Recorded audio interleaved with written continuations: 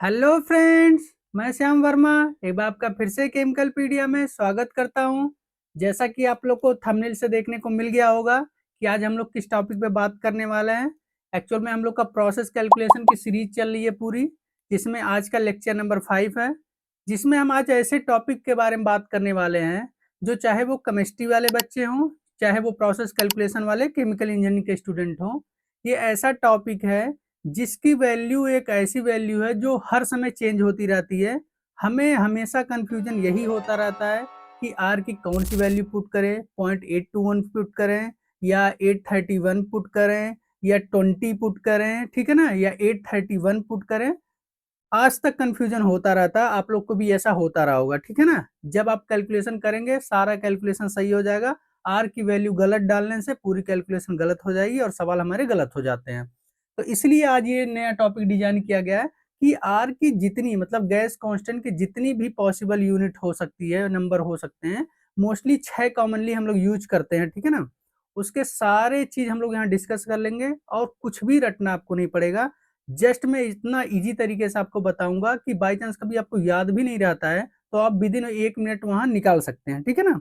तो इतने अच्छे तरीके से हम लोग उसके बारे में बात करेंगे, कुछ और इसमें नहीं। आर की टोटल वैल्यू कैसे कैसे निकालते हैं, कैसे कैसे आपको याद रखना, वो चीजें हम लोग बात करेंगे इसमें, ठीक है। ज्यादा टाइम नहीं लेंगे, डायरेक्ट शुरू करेंगे।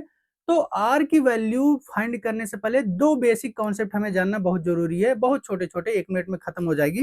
वो क्या क्या हमें ध्यान रखना है, आप लोग बचपन से पढ़ते आ रहे होंगे एसटीपी एंड एनटीपी, ये तो पढ़ते आ रहे होंगे ना। एसटीपी अपना क्या था, हम लोग क्या पढ़ते थे बचपन में, standard standard temperature temperature and pressure, ठीक है ना। ये तो हम लोग शुरुआत से क्लास 11 12 में पढ़े थे, ठीक है ना। एनटीपी मीन्स क्या होता है, नॉर्मल टेम्परेचर एंड प्रेशर, ठीक है ना। ये तो इसका फुल फॉर्म हो गया। अब इसके अंदर क्या टेम्परेचर और क्या प्रेशर हम लोग लेते हैं, बच्चे इसमें भी बहुत सारे कंफ्यूज होते हैं कि एनटीपी में क्या टेम्परेचर प्रेशर लेते हैं, क्या वॉल्यूम लेते हैं, और एसटीपी में क्या लेते हैं, ठीक है। एक नया अपडेट भी आया है इसमें एसटीपी में, वो हमें ध्यान रखना है।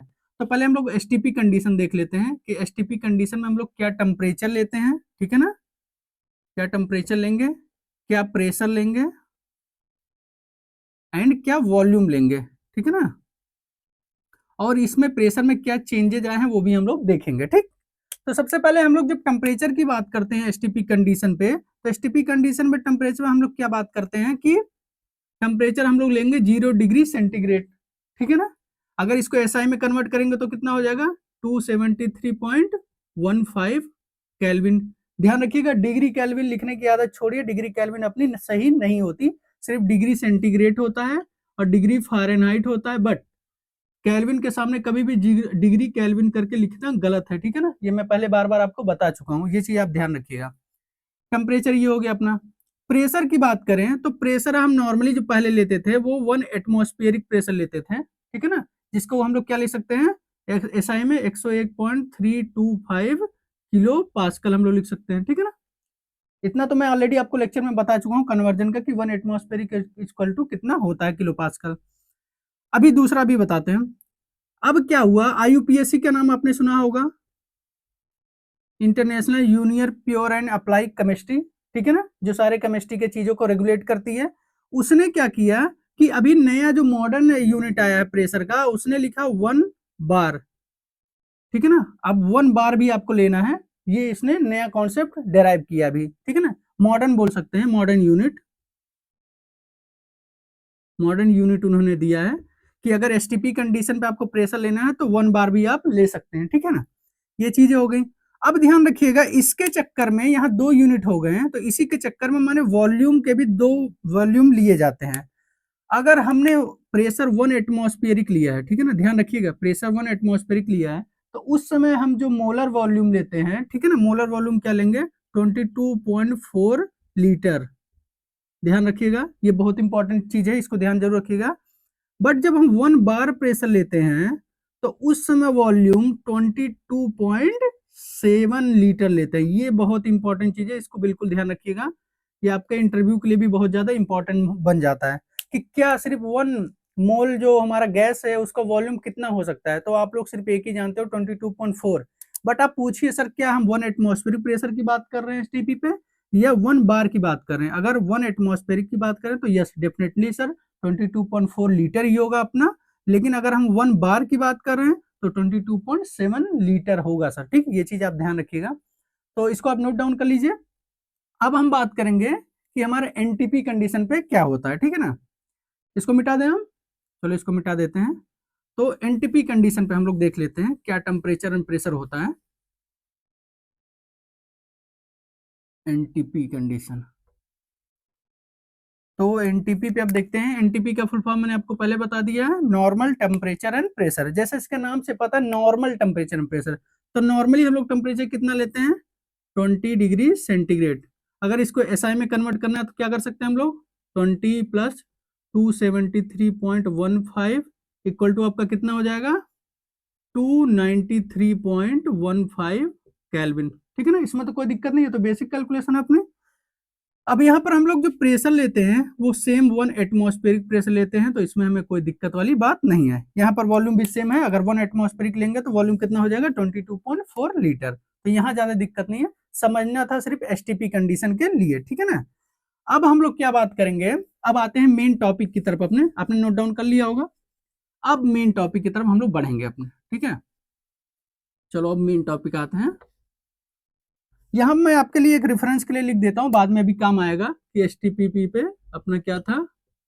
वो जब हम लोग 1 एटीएम लिए थे प्रेशर तो वॉल्यूम कितना था 22.4 लीटर, ठीक है ना। और जब हम 1 बार प्रेशर लिए थे तो हमारा वॉल्यूम कितना था 22.7 लीटर, ठीक है ना। ये आपका रेफरेंस के लिए मैं लिख रहा हूँ, बाद में भी यूज करेंगे हम लोग।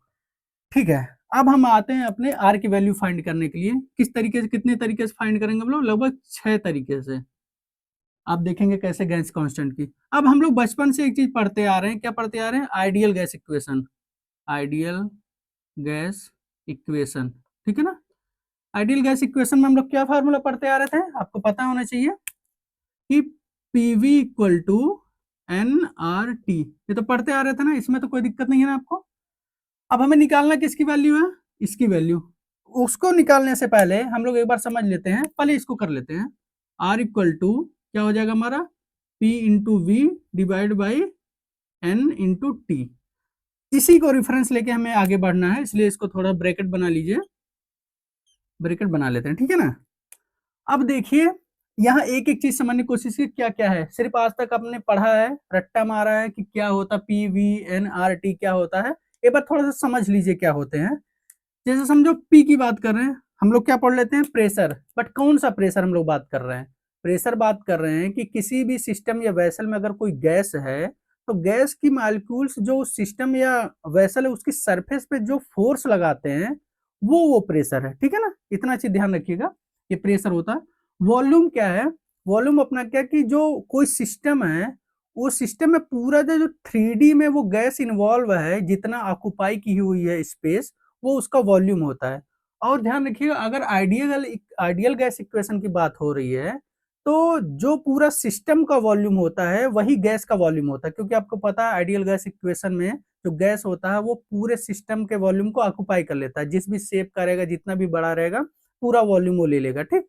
तो इसलिए कहा जाता है कि आइडियल गैस इक्वेशन में जो सिस्टम का वॉल्यूम होता है वही गैस का वॉल्यूम माना जाता है, ठीक है।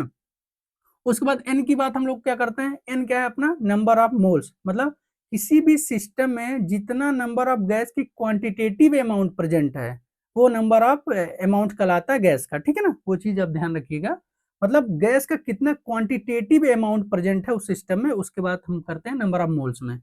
आर की बात, आर अपना यूनिवर्सल गैस कांस्टेंट है, आपको पता है इसकी वैल्यू हमारी कांस्टेंट होती है। तब तक ध्यान रखिएगा जब तक, इसके बारे में आप थोड़ा लिख भी लीजिएगा आर के बारे में कि आर हमारा क्या है कांस्टेंट, एक तो है कांस्टेंट ये होता है, बट इसकी वैल्यू चेंज कब होती है, वैल्यू चेंज व्हेन, जब जब क्या हो जाता है हमारा सिस्टम में जो गैस है उसका pressure pressure and volume volume की यूनिट में चेंज कर दिया जाए, यूनिट चेंज। अगर ध्यान रखिएगा ये दोनों चीज आप जरूर ध्यान रखिएगा, बहुत ज्यादा इंपॉर्टेंट है कि आपसे क्वेश्चन पूछेगा क्या आर की वैल्यू हमेशा सेम रहती है क्या, क्योंकि वो तो कांस्टेंट है, तो कांस्टेंट चीजें तो बदलनी नहीं चाहिए। नहीं सर, कांस्टेंट है लेकिन तब तक सेम रहेगी जब तक हम प्रेशर और वॉल्यूम का यूनिट चेंज नहीं करते। जैसे ही यूनिट चेंज कर देंगे आर की वैल्यू ऑटोमेटिक चेंज हो जाएगी। ये चीज आपको ध्यान में रखना है, ठीक है ना। तो आर हम लोग बात कर लिए, टी की बात कर लेते हैं। टी अपना क्या है यहाँ पर, एब्सोल्यूट टेम्परेचर, ठीक है ना। एब्सोल्यूट टेम्परेचर मतलब गैस के मॉलिक्यूल्स की जो एवरेज काइनेटिक एनर्जी होती है उसको मेजर करता है टेम्परेचर, ठीक है ना। ये चीज हमें ध्यान रखना है। अब यहाँ पे ये क्वेश्चन आपसे जनरेट हो सकता है, मैं आपको यहीं पे बता देता हूँ इंटरव्यू का, कि सर ये बताओ कि ये जो आपने बोला कि टी अपना क्या है, एब्सोल्यूट टेम्परेचर, एब्सोल्यूट टेम्परेचर मतलब इसको परम ताप बोलते हैं शायद हिंदी में, परम तापमान, ठीक है ना। अब ये सर बताओ कि एब्सोल्यूट टेम्परेचर एंड टेम्परेचर आपने क्यों नहीं बोला, क्या दोनों को डिफरेंट है क्या। हाँ, तो एक नॉर्मल सा डिफरेंस पाया जाता है इन दोनों के बीच में। किसका डिफरेंस पाया जाता है, आप बोल सकते हैं बेस लाइन का, बेस लाइन, या आप बोल सकते हैं initial measure point, initial zero point भी बोल सकते हैं, जीरो पॉइंट, ठीक है ना। अब समझिए क्या है इनिशियल जीरो पॉइंट या अपना जो बेस लाइन होता है उसका क्या मीन्स है। जब हम टेम्परेचर की बात करते हैं, समझ में आ रहा है ना, कहीं भी नहीं समझ में आएगा आप चीजें बताइएगा। जब हम लोग टेम्परेचर की बात करते हैं तो आप लोग रेफरेंस क्या लेते हो कि जब अगर वाटर का एग्जांपल हम लोग लेते हैं, वाटर के केस में दो चीजें हमारी क्या देखी मिलती है। जो फ्रीजिंग पॉइंट होता है वाटर का वो हम लोग कितना मानते हैं, 0 डिग्री सेंटीग्रेड, मतलब इनिशियल बेसलाइन हमारा कितना माना गया, 0 डिग्री।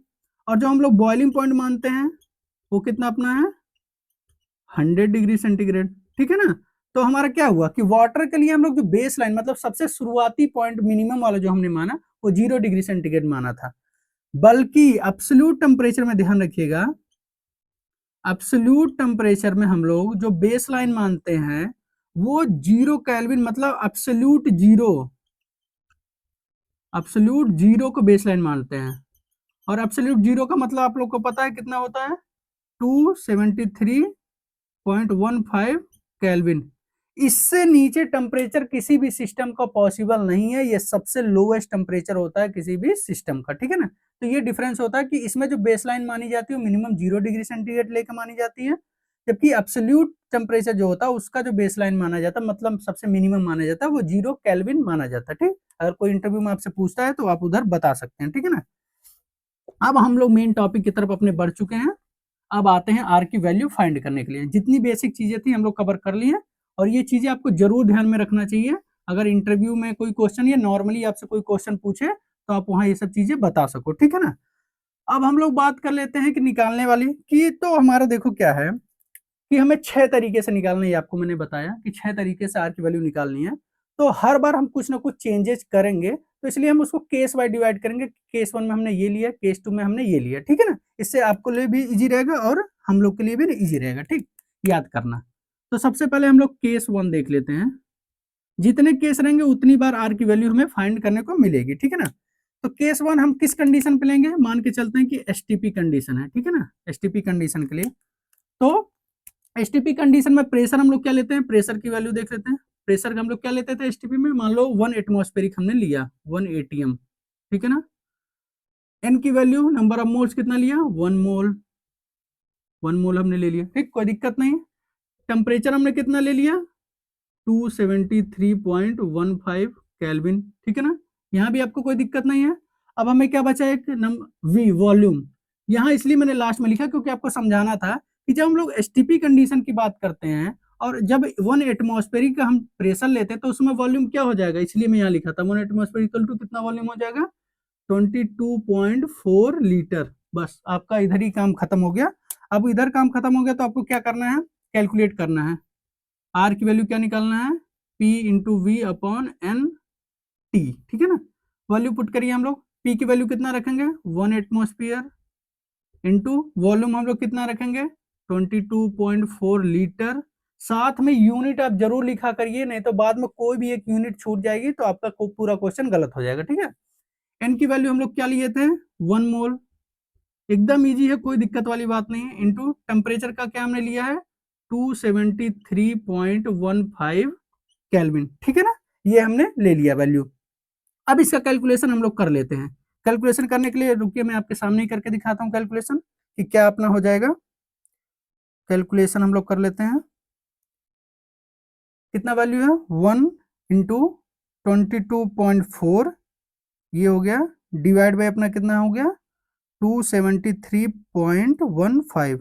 तो आपका यहाँ से जो वैल्यू आ रहा है वो वैल्यू हमारा 0.821, ठीक है ना, 0.821 आ रहा है। और यूनिट क्या ले सकते हैं, एटमॉस्फेयर लीटर पर मोल इंटू केल्विन, ठीक है ना। तो ये हमारा फर्स्ट हो गया, फर्स्ट आर की वैल्यू, फर्स्ट आर की वैल्यू ये हो गई। आप इसको नोट डाउन जरूर कर लीजिए, ठीक है ना। ये हमारी फर्स्ट आर की वैल्यू हो गई। और इसको आप नोट करके रखिए यहाँ पे ऊपर, क्योंकि अभी आपको काम आने वाला है। मैं अभी बताऊंगा आपको कैसे काम आ रहा है। आर की वैल्यू जो आ रहा है 0.821 अपना atmosphere litre upon mole into kelvin, ये लिख के रखिए, आपके लिए आगे काम आएगा दूसरा डेरिवेशन करते समय, ठीक है ना। अब हम लोग बढ़ते हैं दूसरी की तरफ, दूसरे केस की तरफ। आपने नोट डाउन कर लिया होगा ना, ये सारे करिएगा क्योंकि आपको बहुत ज्यादा काम आने वाला है कैलकुलेशन में। बार बार आपको रट्टा मारने की जरूरत ना पड़े, एक ही बार में आप सॉल्व कर लीजिएगा, ठीक है। अब हम एसटीपी कंडीशन पे ही रहेंगे, बट यूनिट चेंज करेंगे। यूनिट क्या चेंज करेंगे, प्रेशर की वैल्यू हम लोग यहाँ पे क्या ले लेंगे 1 बार, ठीक है ना। पिछली बार क्या लिए थे 1 एटमॉस्फेयर लिए थे, इस बार हम लोग 1 बार ले लिए। उसके बाद हमारा क्या बचा, एन तो हमने 1 मोल ही लिया है, ठीक है ना, 1 मोल लिया। टेम्परेचर अपना क्या ले लिया, सेम 273.15 ले लिया। उसके बाद केल्विन में आ गए हैं। उसके बाद हमारा वॉल्यूम क्या आ जाएगा, आप ध्यान रखिए 1 एसटीपी कंडीशन पे जब 1 बार प्रेशर हम लोग लेते हैं तो उसमें वॉल्यूम कितना हो जाता है 22.7 लीटर। यही काम में आपका खत्म हो गया। वैल्यू पुट करिए, R equal to PV upon N T, इसमें तो कोई दिक्कत नहीं होगा। प्रेशर की वैल्यू 1 बार रखिए आप, इंटू वॉल्यूम का 22.7 रखिए लीटर, डिवाइड बाय अपनी एन की वैल्यू क्या रखेंगे 1 मोल, इंटू टेम्परेचर का 273.15 केल्विन, ठीक है ना। इसमें तो कोई दिक्कत नहीं है। अब इसको हम लोग नोट करते हैं कितना आ जाएगा लगभग इसकी वैल्यू। आर की वैल्यू अपना क्या आएगा, कैलकुलेट कर लेते हैं 1 मिनट में। कुछ भी ऐसा नहीं जो आपके सामने नहीं होगा, सारा चीज आपके सामने करके दिखाऊंगा। 22.7 डिवाइड बाई अपना क्या हो जाएगा 273.15, ठीक है ना। ये आ गया अपना वैल्यू इसका 0.831, यूनिट क्या होगा बार लीटर पर मोल इंटू केल्विन, ठीक है ना। ये अपना इससे यूनिट आ गया आपका, इसको भी नोट डाउन आप करिए। ये दूसरा अपना यूनिट आ गया आर का, आर का दूसरा यूनिट हमारा ये देखने को मिल गया। अब हम लोग क्या बोलेंगे कि जो हमारा ये दोनों हमारा निकला, एक ये पहला और ये दूसरा हमारा जो निकला, ये केस सेकंड था ना अपना, सॉरी यहाँ पे केस सेकंड आप लिख दीजिए, ठीक है ना। ये दोनों जो आर के यूनिट निकले ये मोस्टली हमारे केमिस्ट्री में स्टेट ऑफ मैटर चैप्टर में कवर किए जाते हैं, क्योंकि वहाँ गैसियस हमारा स्टेज होता है, ठीक है ना। उसके बारे में बात करें तो वहाँ मोस्टली हम लोग यूज करते हैं। बट ऐसा मत सोचिए, क्योंकि प्रोसेस कैलकुलेशन में केमिस्ट्री के भी क्वेश्चन आते हैं, क्योंकि मोस्टली चीजें इंडस्ट्रियल और केमिस्ट्री से रिलेटेड ही रहती है। तो इस दोनों के बारे में भी आपको ध्यान में रखना है, ठीक है। अब बढ़ते हैं हम लोग अपने थर्ड नंबर केस पे, क्या बात कर रहा है देख लेते हैं। अब हम क्या करेंगे ना कि जितने हमारे यूनिट्स हमने अभी तक लिया है सबको हम एसआई यूनिट्स में कन्वर्ट करेंगे, ठीक है ना। अभी जितना यूनिट लेंगे हम लोग सब एसआई यूनिट में लेंगे। केस नंबर थर्ड अपना, ठीक है ना। अब सब एसआई में लेंगे तो प्रेशर का आप लोग को पता है, pressure equal to force upon area, ये तो हम लोग को पता है ना। इसको क्या लिख सकते हैं 1 एटमॉस्फेरिक इक्वल टू क्या होता है हमारा 101,325 किलो पास्कल होता है। ये तो हम लोग को पता है ना, इसमें कोई दिक्कत नहीं। अगर इसको हम लोग पास्कल में भी कन्वर्ट कर रहे हैं तो क्या हो जाएगा 101.325 पास्कल हो जाता है। और इसको हमें एसआई यूनिट में कन्वर्ट करना है, एसआई मतलब न्यूटन पर मीटर स्क्वायर, क्योंकि फोर्स का न्यूटन हो गया, एरिया का मीटर स्क्वायर हो गया। तो इसी को हम लोग लिख सकते हैं 101.325 न्यूटन पर मीटर स्क्वायर, ठीक है ना। न्यूटन पर मीटर स्क्वायर, सॉरी ये इसकी वैल्यू होती है, इसके इक्वल नहीं होगी, ये हमारा इसके इक्वल में होता है, ठीक है ना। 101.325 जो होता है यहाँ ये नहीं आएगा, 101 325 न्यूटन पर मीटर स्क्वायर हमारी वैल्यू हो जाएगी, सेम इसके इक्वल होता है, ठीक है। अब हमारा प्रेशर का क्या बन गया, हमारा प्रेशर का 101 325 न्यूटन पर मीटर स्क्वायर, ये हमारा प्रेशर की वैल्यू हो गई, ठीक है, कोई दिक्कत नहीं। दूसरा हमें क्या चाहिए, वॉल्यूम चाहिए। वॉल्यूम हमारा 22.4 लीटर है, क्योंकि हमारे एसआई की बात हो रही है, ठीक है। थर्ड नंबर हमारा क्या आ गया, क्या बचा, एन, नंबर ऑफ मोल्स, 1 मोल हमने ले लिया, इसमें कोई दिक्कत नहीं है। टेम्परेचर हमने, टेम्परेचर 270 क्या हो जाएगा अपना बताइए, 273.15 केल्विन, ठीक है ना, इसमें तो कोई दिक्कत नहीं है ना। अब एक चीज यहाँ आपको ध्यान रखना है कि हम यहाँ क्या ले रहे हैं, सभी एसआई यूनिट ले रहे हैं। ये एसआई यूनिट में है, ये एसआई यूनिट में है, ये एसआई यूनिट में, बचा क्या, सिर्फ वॉल्यूम एसआई यूनिट में नहीं है ना, क्योंकि लीटर तो एसआई यूनिट नहीं है ना, इसको हम लोग किस में कन्वर्ट करेंगे, मीटर क्यूब में। तो आपको पता है कैसे कर सकते हैं कि हमारा 1 जो मीटर क्यूब इक्वल टू होता है 10⁻³ लीटर होता है, ये तो आपको दिक्कत नहीं, ये जरूर ध्यान रखिएगा। तो हमें लीटर में लेना है, तो 1 लीटर इक्वल टू क्या हो जाएगा, 10⁻³ मीटर क्यूब। कोई दिक्कत है यहाँ आपको, ये तो एकदम इजी चीज है, आप बिल्कुल कर सकते हैं इधर। अब ये वैल्यू यहाँ पुट करना है, तो अब देखते हैं आर की वैल्यू, आर इक्वल टू क्या हो जाएगा, पी की वैल्यू रखिए 101 325, ठीक है ना, इसमें कोई दिक्कत नहीं, क्या यूनिट होगा, न्यूटन पर मीटर स्क्वायर, इनटू वॉल्यूम कितना रखना है, 10⁻³ मीटर क्यूब, ठीक है ना, इसमें भी आपको कोई दिक्कत नहीं है। और साथ में क्या रखना है, यहाँ पे 22.4 ध्यान रखना है, ये आपको ध्यान रखना है, तो इससे पहले ही लिख देते हैं, चलो यहाँ लिख दे, कोई दिक्कत नहीं, 22.4।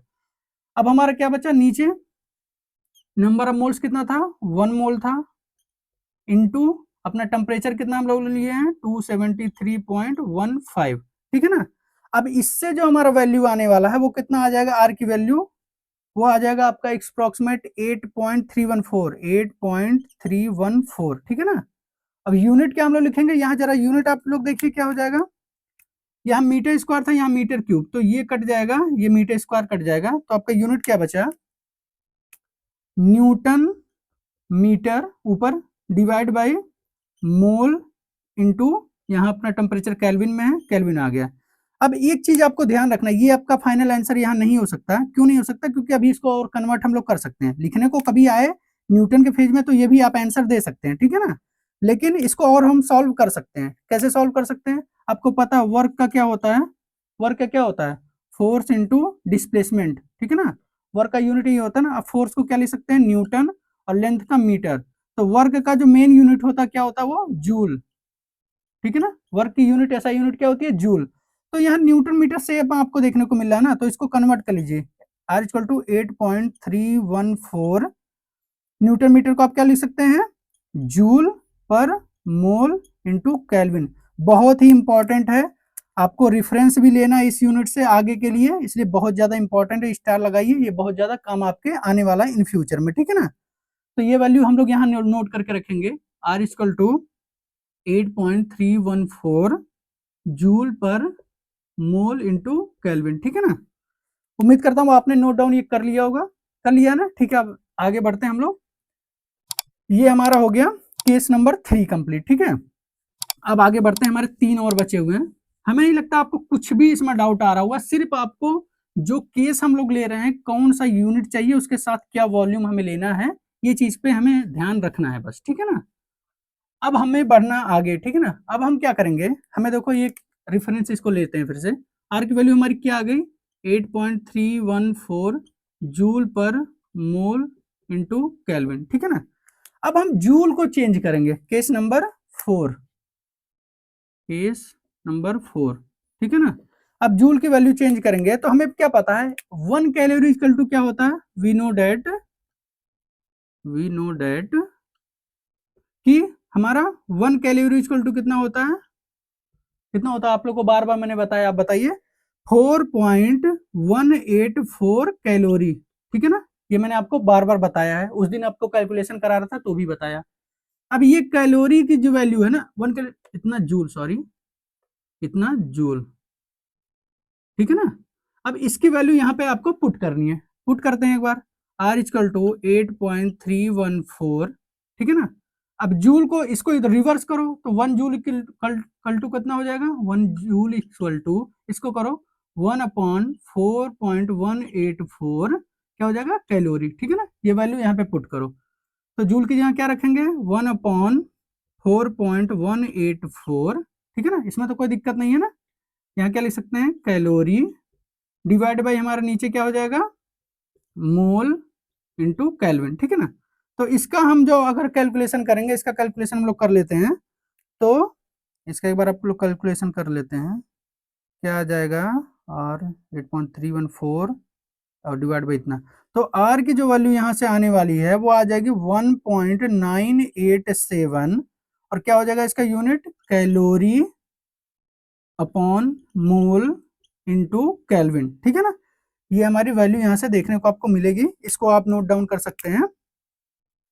एक यूनिट हमारा ये हो गया आर की वैल्यू। ठीक है ना, कभी कभी देखने को मिलता है कि आर की वैल्यू बहुत सारे लोग अप्रोक्सीमेट वैल्यू लेकर 2 लिख देते हैं, 2 कैलोरी पर मोल इंटू केल्विन। बट मेरा रिकमेंडेशन क्या है कि आप इसको यूज ज्यादा मत करिए, क्योंकि आप प्रोसेस कैलकुलेशन जब पढ़ते हैं तो आपको पता है उसमें थर्ड एंड फोर्थ डिजिट तक भी चीजें मैटर करती हैं।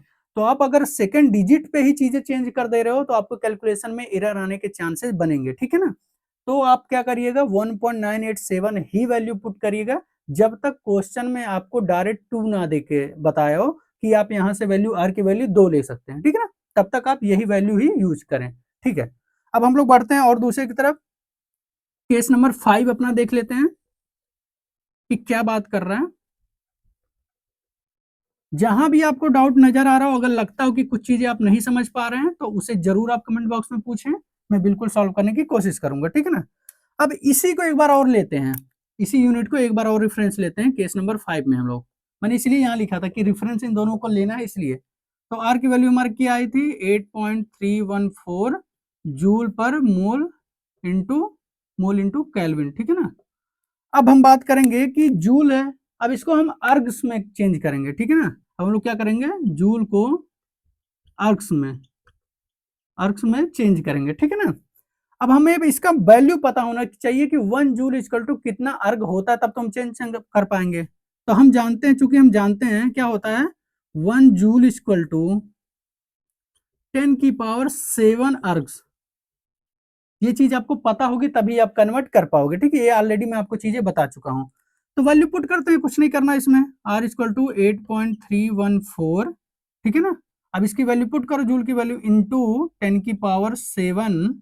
अब जूल की जगह क्या हो जाएगा, ergs divide by mole into kelvin. ठीक है ना, इसमें तो कुछ ज्यादा दिमाग आपको लगाना नहीं था, तो ये अपना आंसर एक और हो जाएगा आर की वैल्यू।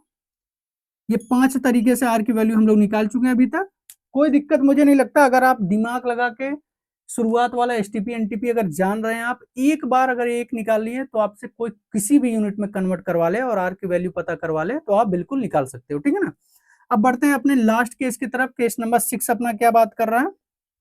अब हम क्या बात करेंगे ना कि जो लीटर था अपना, उसको हम सेंटीमीटर में कन्वर्ट करेंगे, मतलब सेंटीमीटर क्यूब में लेके आएंगे। उसके लिए हम कौन सा ले सकते हैं रेफरेंस, आप बताइए कि किस में लीटर था अपना, केस नंबर 6। ठीक है ना, अब आप खुद बताइए कि कौन सा ऐसा यूनिट है इन दोनों में से जिसको हम रेफरेंस लेके लीटर को मीटर क्यूब में कन्वर्ट कर सकते हैं। तो आप सिंपल सी चीज देख रहे हैं ना, इसमें तो हमारा लीटर है नहीं, तो इसका तो कुछ यूज है नहीं, यहीं पे हमें एक लीटर देखने को मिल रहा है, तो यहीं से हम लोग कन्वर्ट कर सकते हैं। तो इसको रेफरेंस हम लोग लेते हैं पहले वाले इक्वेशन को। तो आर इक्वल टू क्या था हमारा वैल्यू, 0.821 एटमॉस्फेयर, मतलब ATM into litre divide by अपना क्या हो जाएगा, मोल इंटू केल्विन। ठीक है ना, ये हमारा था। अब हम लोग ध्यान रखेंगे कि हमें क्या कन्वर्ट करना है, लीटर को सेंटीमीटर क्यूब में, मतलब लीटर को सेंटीमीटर क्यूब में कन्वर्ट करना है। अब एक चीज ध्यान रखो कि कैसे कन्वर्ट करेंगे। कन्वर्ट करने के लिए हमें पता है कि 1 मीटर क्यूब इक्वल टू क्या होता है अपना, 10⁻³ लीटर। इतना तो आपको पता है ना, डायरेक्ट नहीं लिखूंगा नहीं तो आप कंफ्यूज हो गए। अब मीटर को सेंटीमीटर में हम लोग कन्वर्ट कर सकते हैं, 1 मीटर इक्वल टू क्या होता है, 100 सेंटीमीटर। तो यहाँ रखो, तो 100 सेंटीमीटर रखो 1 मीटर की जगह पे, कि पावर 3 था ही, 3 रख दो, इक्वल टू क्या हो गया, 10⁻³ लीटर। इसको हम लोग क्या लिख सकते हैं, 10⁻² लिख सकते हैं ना। एकदम बेसिक बता रहा हूं ताकि कोई बच्चा छूटे ना जिसको ना समझ में आए। अब इधर क्या हो जाएगा, 2⁻³ है तो 6 हो जाएगा, 10⁻6 हो जाएगा, सेंटीमीटर क्यूब हो जाएगा, इक्वल टू 10⁻³ लीटर हो गया। अब हम लोग क्या कर सकते हैं, दोनों साइड पावर है, इधर पावर 3 है, इधर पावर 6 है, कट जाएगा, इधर पावर 3 बचेगा, इसमें तो कोई दिक्कत नहीं ना। तो क्या हुआ, 10⁻³ सेंटीमीटर क्यूब इक्वल टू क्या हो जाएगा, 1 लीटर। ठीक है ना, हमें रखना क्या है, 1 लीटर की जगह पे रखना है ना, तो इस वैल्यू को हम लोग रख सकते हैं क्या, आप बताओ, बस इस वैल्यू को हम लोग रख सकते हैं कि 1 litre equal to 10⁻³ centimetre cube, तो यही हमें रखना है। अब देखते हैं हम लोग, R इक्वल टू 0.821, ठीक है ना, उसके बाद हमारा क्या हो जाएगा, लीटर मान लो, पहले लीटर हम लोग सॉल्व कर लेते हैं, तो इनटू क्या हो जाएगा, 1 लीटर की जगह पे 10⁻³ सेंटीमीटर क्यूब हो जाएगा, ये अपना हो गया ना, इनटू एटमॉस्फेयर हो गया, डिवाइड बाय हमारे नीचे मोल इनटू केल्विन हो गया। तो टोटल अगर आर की वैल्यू हम लोग लिखे तो क्या लिख सकते हैं, 0.821 इंटू 10 की पावर अपना क्या हो जाएगा, 3 हो जाएगा। उसके बाद हमारा क्या हो जाएगा, centimetre cube atmosphere divide by mole into kelvin. इसको थोड़ा सा सॉल्व और आप कर लीजिए आर की वैल्यू को, क्योंकि पावर 3 है, इसको रखना सही नहीं लग रहा मुझे, तो क्या कर सकते हैं, इधर से ये जो हमारा डेसिमल है 3 डिजिट आगे चला जाएगा, ठीक है ना, यहाँ पर मोस्टली हमारा 3 डिजिट होगा ना, या सॉरी तभी मैं बोल रहा हूँ कि कैसे हो रहा है, यहाँ पर जीरो रहेगा हमारा, सॉरी सॉरी, आप लोग भी नहीं बताएं, यहाँ जीरो रहेगा, तभी मैं सोच रहा हूँ कैसे इधर आ जाएगा वो, ठीक, यहाँ पे जीरो लगा हुआ है, यहाँ पे भी जीरो लगा हुआ, ठीक है। अब 3 डेसिमल लेके आएंगे तो क्या हो जाएगा, यहाँ पे 821, ठीक है ना, 821, 1 2 3 821.1 हो जाएगा, centimetre cube into atmosphere divide by mole into kelvin, ठीक है ना। तो ये भी बहुत ज्यादा इंपॉर्टेंट है, जब आपका सेंटीमीटर में वॉल्यूम दी होती है, और ऐसे ही वॉल्यूम जानबूझ के दिया जाता है जहां पे बच्चे कंफ्यूज हो, ठीक है ना, तो ये भी आप नोट डाउन कर लीजिएगा। तो ये अपने 6 तरीके थे आर की वैल्यू, गैस कांस्टेंट की वैल्यू फाइंड करने की।